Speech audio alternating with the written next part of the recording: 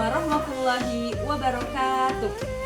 Halo teman-teman semua, saya Rizka Al-Faujia, Program Studi Pendidikan Agama Islam STAI Darul Falah. Pada kesempatan kali ini, saya akan menjelaskan tentang makharijul huruf. Namun, maaf sebelumnya bila dalam penyebutan dan pelafalan huruf-huruf hijaiyah terdapat berbagai macam kesalahan. Langsung saja, selamat menyaksikan. Teman-teman, sebelum kita mengetahui lebih lanjut tentang makharijul huruf, alangkah baiknya kita mengetahui pengertian dari makharijul huruf, jumlah makharijul huruf, dan pembagian makharijul huruf. Pengertian makharijul huruf. Makharijul huruf terdiri dari dua kata, makharij dan al-huruf. Makharij adalah bentuk jamak dari kata makhraj, yang artinya tempat-tempat keluar. Sedangkan al-huruf adalah bentuk jamak dari al-harfu, yang artinya tempat ujung sesuatu. Beberapa ulama dan ahli bahasa Arab berbeda pendapat mengenai tentang makharijul huruf.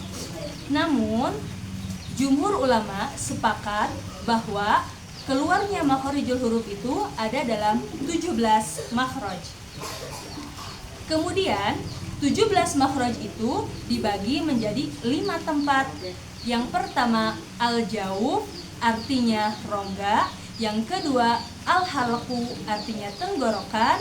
Yang ketiga, al-lisan, artinya lidah. Yang keempat, asyafatain, artinya pertemuan dua bibir. Dan yang kelima, yang terakhir, al-khaysum, artinya rongga hidung. Yang pertama, al-jauf. Menurut Imam Ibnu Jazari mengatakan bahwa al-jauf itu terdiri dari 3 huruf, yaitu alif, yamad, dan waumad. Ketiga huruf tersebut disebut al-jaufiyah karena keluarnya dimulai dari rongga tenggorokan sampai ke mulut. Contohnya adalah a, i, u, ba. Yang kedua, al-halqu, artinya tenggorokan. Secara lebih rinci, al-halqu adalah bagian yang dimulai dari pangkalaring sampai ke ufula.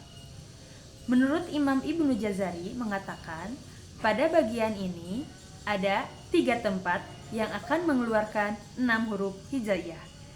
Yang pertama, aqsal halqi. Pada aqsal halqi, pangkal tenggorokan, tepatnya pada pangkal pita suara, akan mengeluarkan 2 huruf, yaitu huruf hamzah dan ha.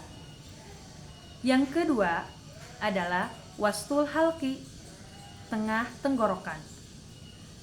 Pada tengah tenggorokan, katup epiglotis akan mengeluarkan 2 huruf, yaitu ain dan ha. Dan yang ketiga, adnal halqi. Adnal halqi merupakan persentuhan antara pangkal lidah dengan ufula, sehingga akan mengeluarkan 2 huruf ghain dan kha. Yang ketiga, al-lisan. Di dalam al-lisan terdapat 10 makhraj. Bagian-bagian lisan diantaranya pangkal lisan, tengah lisan, ujung lisan, dan tepi lisan. Pada pangkal lisan atau sering disebut aqsal lisan terdapat 2 makhraj, yaitu makhraj qaf dan makhraj kaf. Pada makhraj qaf terjadi karena pangkal lisan bertemu dengan langit-langit lunak, sedangkan makhraj kaf keluar ketika pangkal lisan bertemu dengan langit-langit lunak dan keras. Dalam mengucapkan huruf kaf, sebaiknya kita berhati-hati agar tidak terlalu menggeser ke atas menyerupai huruf qaf. Wastul lisan atau tengah lisan. Tengah lisan berada di antara pangkal lisan dengan ujung lisan. Bila bagian ini diangkat ke arah langit-langit, maka akan muncul 3 huruf, yaitu jim, shin, dan ya.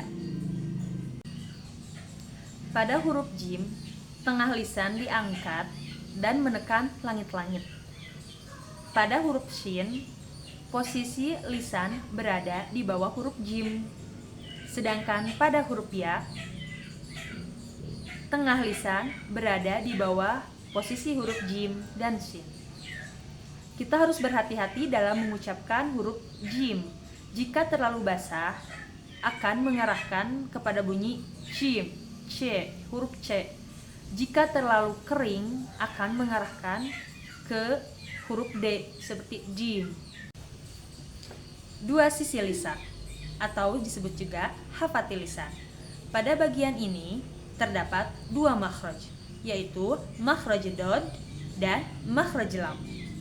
Makhraj dod terjadi ketika sisi lisan bertemu dengan gigi geraham atas, baik gigi geraham kanan ataupun kiri.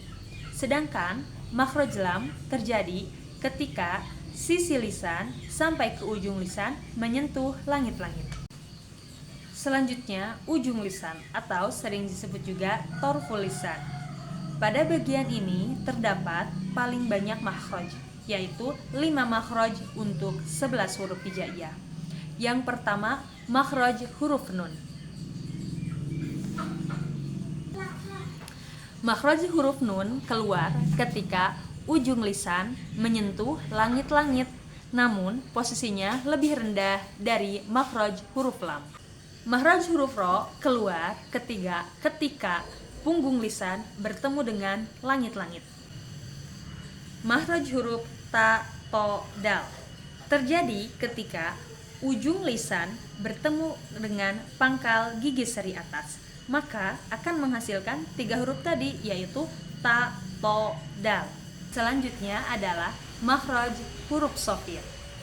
Makhraj ini mengeluarkan 3 huruf, yaitu shad, sin, dan zai. Kenapa disebut makhraj shafir? Karena ketiga huruf tersebut memiliki desis yang khas. Menurut Imam Ibnu Jazari, huruf-huruf tersebut keluar ketika ujung lisan sejajar dengan gigi seri atas maupun bawah. Bagian kelima dari makhraj al-lisan adalah makhraj huruf dho, za, sa. Huruf ini keluar ketika ujung lisan bertemu dengan ujung gigi seri atas.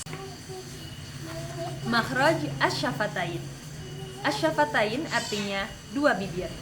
Pada makhraj ini ada 2 tempat yang mengeluarkan 4 huruf hijaiyah. Tempat yang pertama yaitu batnu syaffah atau perut bibir. Perut bibir bertemu dengan gigi seri atas akan menghasilkan huruf fa. Fa, fa, fi, fu, baf. Makhraj asy-syafatain. Asy-syafatain artinya 2 bibir. Pada makhraj ini ada 2 tempat yang mengeluarkan 4 huruf hijaiyah. Tempat yang pertama yaitu batnu syaffah atau perut bibir. Perut bibir bertemu dengan gigi seri atas akan menghasilkan huruf fa. Fa, fa, fi, fu, baf. Makhraj selanjutnya dari asy-syafatain adalah makhraj 2 bibir. Di sini akan keluar 3 huruf, yaitu waw, ba, dan mim. Untuk mendapatkan suara yang sempurna ketika akan mengucapkan huruf waw, hendaknya kita memonyongkan bibir terlebih dahulu. Berbeda dengan huruf ba dan mim, posisi bibir masih tetap sama, yakni bibir atas bertemu dengan bibir bawah. Makhraj al-khayshum artinya rongga hidung. Pada makhraj ini, suara mengalir dikeluarkan melalui rongga hidung. Kondisinya dapat berbeda-beda. Suara yang paling kuat ketika nun dan mim ditasydidkan. Berbeda lagi jika nun dan mim berharokat, maka suara yang keluar akan minim. Jadi, huruf-huruf al-khayshum itu terdiri dari 2 huruf, yaitu nun tasydid dan mim tasydid, atau sering disebut juga dengan huruf gunnah. Sekian pembahasan kali ini dari saya. Mohon maaf apabila banyak kekurangan.